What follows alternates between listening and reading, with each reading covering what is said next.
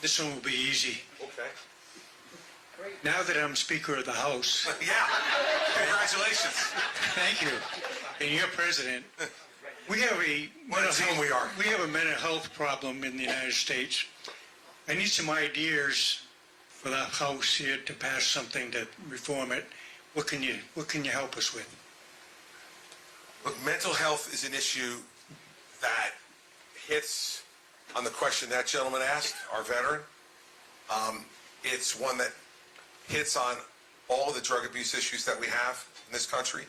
110,000 people last year dying of overdoses in this country. It's now the leading killer among men 18 to 34. Drug overdoses are the leading killer among men 18 to 34. And it's a huge contributor to our homeless problem, which he also mentioned in the context of veterans, but it goes beyond veterans. Here's the way I look at it, and there's a rhetorical way to deal with it and then a practical way to deal with it. On the rhetorical way, we have such a problem with both the provision of mental health treatment because we don't ask, because we don't talk about it. See, if a family member of ours gets cancer, we have no problem going to anyone and asking them, do you know a doctor, do you know a hospital that deals with this? My loved one has cancer. My loved one has heart disease. My loved one has diabetes. No problem. Even though human behavior can and often does contribute to all of those diseases. We have no problem with it. But if a member of our family has a mental health issue, do we talk about it? Do we ask for help? In the main, no. It's still stigmatized. It's still like there must be something wrong with your family if someone is crazy.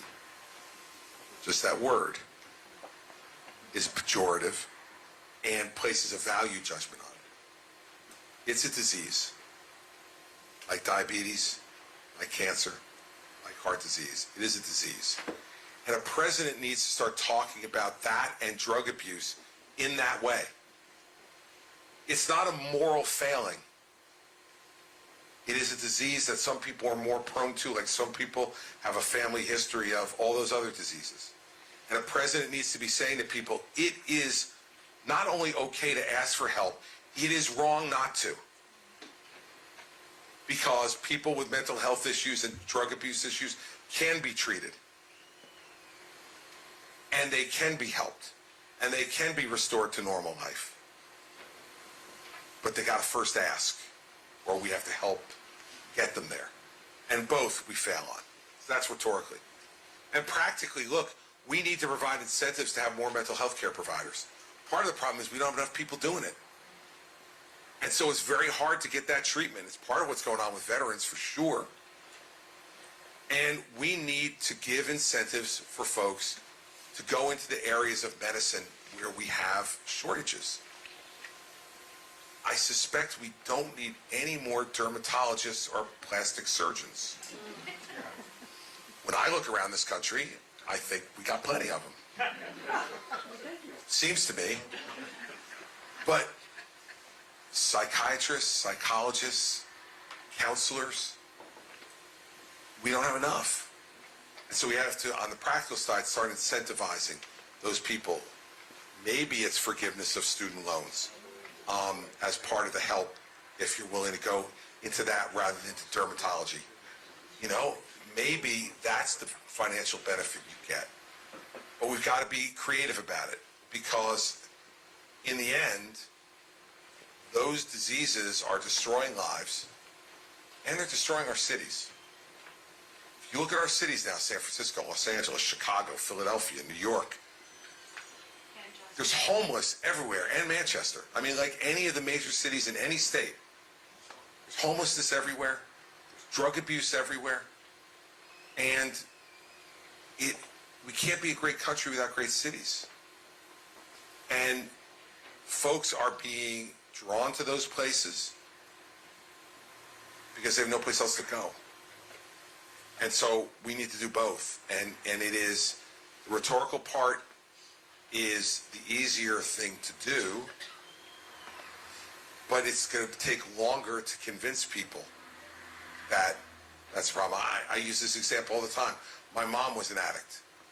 She was a nicotine addict. She started smoking when she was 16 years old in 1949, when nobody knew that smoking was bad for you. In fact, they told you it was good for you. And she got hooked, and she smoked for 55 years. Until at 71 years old, she got lung cancer.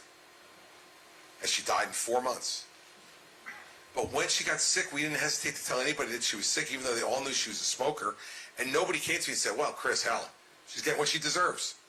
And she knew smoking caused cancer, and she still smoked, and so now she's got lung cancer, she's going to die, and she's getting what she deserves.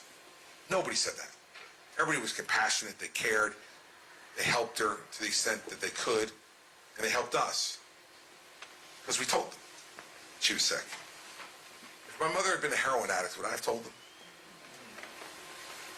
No shot. No shot.